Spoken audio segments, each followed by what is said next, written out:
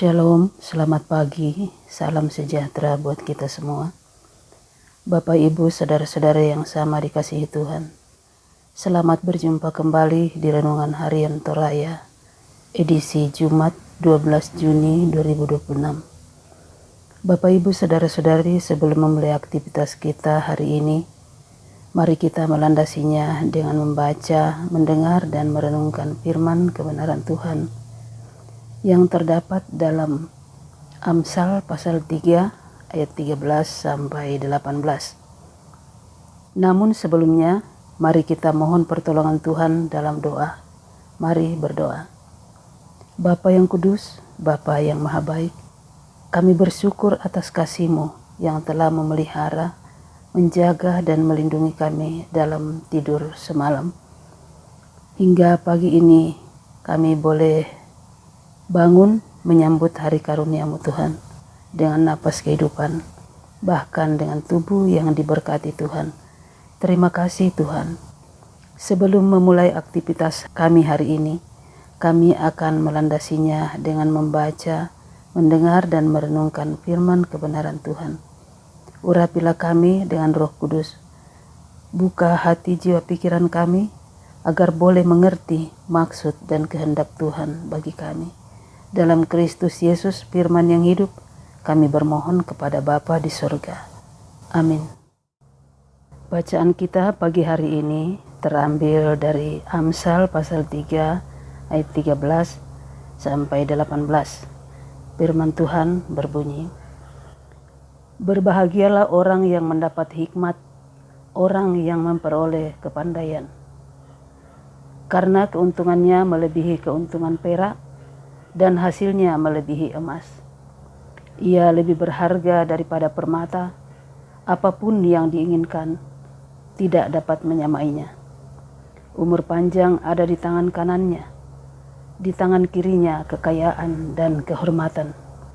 Jalannya adalah jalan penuh bahagia, segala jalannya sejahtera semata-mata. Ia menjadi pohon kehidupan bagi orang yang memegangnya. Siapa yang berpegang padanya akan disebut berbahagia." Demikian firman Tuhan. Renungan kita pagi hari ini diberi judul "Pegang erat, jangan lepaskan". Naluri manusia sering membawanya untuk mengejar apa yang tampak paling menguntungkan, meskipun harus melepaskan hal yang paling benar sekalipun. Tawaran sukses secara instan, mendapat keuntungan cepat, atau keputusan yang terlihat mudah bisa membuat kita goyah dari prinsip yang benar. Namun melalui Amsal, Salomo mengingatkan kita bahwa ada sesuatu yang jauh lebih berharga daripada emas dan permata. Itulah hikmat. Bukan sekedar pengetahuan, tetapi pengertian yang menuntun hidup sesuai kehendak Tuhan. Firman Tuhan menyebut orang yang memperoleh hikmat sebagai orang yang berbahagia. Kebahagiaan seperti apa? Itulah yang dituliskan, bahwa hikmat membawa panjang umur, kekayaan, kehormatan, kesenangan, dan damai sejahtera. Bahkan hikmat disebut sebagai pohon kehidupan bagi yang berpegang padanya.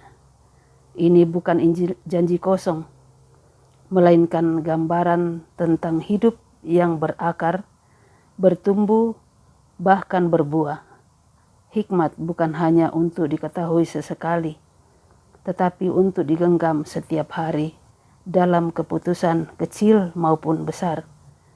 Ketika badai pencobaan datang, hanya mereka yang berpegang erat pada hikmat yang tidak mudah goyah. Tanyakan pada dirimu, apa yang sedang kamu genggam? Jika itu adalah hikmat Tuhan, jangan lepaskan, meski situasi menekan, meski hasil belum terlihat, atau hanya untuk mendapatkan keuntungan sesaat. Hikmat mungkin tidak selalu memberi jalan tercepat, tetapi selalu memberi arah yang tepat. Sebab apa yang berasal dari Tuhan selalu membawa damai yang lebih dalam daripada kesenangan sementara. Ketika kita memegang erat hikmat-Nya, kita sedang memiliki hidup yang kokoh, damai, dan bermakna. Karena itu, di tengah dunia yang terus berubah, berpegang pada hikmat Tuhan adalah keputusan yang tidak akan pernah kita sesali. Amin. Mari kita berdoa. Terima kasih Bapa buat kasih-Mu yang telah melayakkan kami boleh membaca, mendengar, dan merenungkan firman kebenaran-Mu.